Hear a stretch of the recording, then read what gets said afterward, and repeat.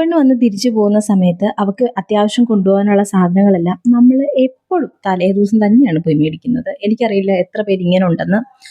വീട്ടിലുള്ളവർ എല്ലാവരുടെയും വായിലിരിക്കുന്ന എല്ലാം കേട്ടിട്ട് നമ്മൾ അത്യാവശ്യം വേണ്ട സാധനങ്ങളെല്ലാം തലേ ദിവസം രാവിലെ പോയി മേടിക്കുവാണ്. രാവിലെ എന്ന് വെച്ചാൽ അപ്പം തന്നെ ഒരു 11 മണി കഴിഞ്ഞു. നമ്മൾ എവിടെ ചെന്നാലും ഒരു സാധനം നമുക്ക് കിട്ടുന്നുണ്ടായിരുന്നില്ല. അമരൂട്ടൻ നാരങ്ങ വെള്ളത്തിന് വേണ്ടിയിട്ട് സ്ഥിരം നാരങ്ങ വെള്ളം കുടിക്കുന്ന കടയിൽ പോയി ചോദിച്ചു, നാരങ്ങ ഇല്ലെന്ന്. അവനവിടെ ചമ്മി നാറ് നിന്നാണ് നിങ്ങളിപ്പോൾ കണ്ടത്.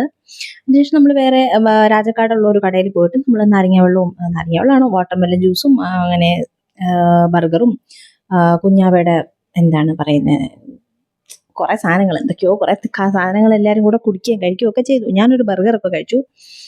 പഴംപൊരി, കുഞ്ഞാവ് ഒരു പഴംപൊരി കഴിച്ചു. ഞാനിപ്പോൾ കണ്ടപ്പോഴാണ് ഓർക്കുന്നത് പഴംപൊരി കഴിച്ചു.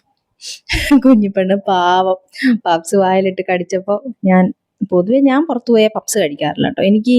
ഞാൻ വീട്ടിൽ മേടിച്ചുകൊണ്ട് വന്ന് വീട്ടിലിരുന്ന് കഴിക്കുന്നതല്ലാണ്ട് പുറത്തിരുന്ന് ഞാൻ പപ്സ് കഴിക്കാനേ എനിക്ക് അതിനുള്ള ധൈര്യമില്ല. എനിക്ക് അറിയത്തില്ല അത് കഴിക്കാൻ. അതുകൊണ്ട് ഞാൻ അങ്ങനെ കഴിക്കാറില്ല. പിന്നെ കുഞ്ഞിപ്പെണ്ണ് ഇത്തവണ അവൾ അവിടെ പുട്ടുണ്ടാക്കിയും അപ്പം ഉണ്ടാക്കിയും ദോശ ഉണ്ടാക്കിയും മടുത്തു. അതുകൊണ്ട് എനിക്ക് ഇടിയപ്പവും ഇഡലിയും ഉണ്ടാക്കണം എന്ന് പറഞ്ഞ് ഈ ഇടിയപ്പ പാത്രം മേടിക്കുന്ന സീനാണ് കണ്ടുകൊണ്ടിരിക്കുന്നത്.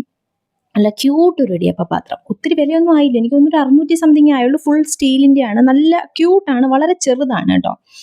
അപ്പോൾ അവൾക്ക് കൺവീനിയൻ്റ് ആയിരിക്കും അത്. പിന്നെ അവൾക്ക് അത്യാവശ്യം വേണ്ട കുറച്ച് സാധനങ്ങൾ മേടിക്കാൻ പല പല കടകളിലായിട്ട് നിരങ്ങി. അവളുടെ ഒരു ഫ്രണ്ട് അവിടെ ഓണം സെലിബ്രേഷനൊക്കെ കഴിഞ്ഞിട്ടില്ല, ഇനി അവർ വരത്തുള്ളൂ.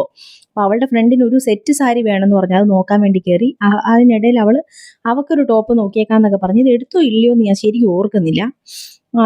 പിന്നെ നമ്മൾ ബിരിയാണി കഴിക്കാൻ കയറി. കടയിൽ 3 ബിരിയാണി ആകെ ഉണ്ടായിരുന്നുള്ളൂ. പിന്നെ നമ്മൾ 4 പേരും 3 ബിരിയാണി ഷെയർ ഇട്ട് കഴിച്ചു.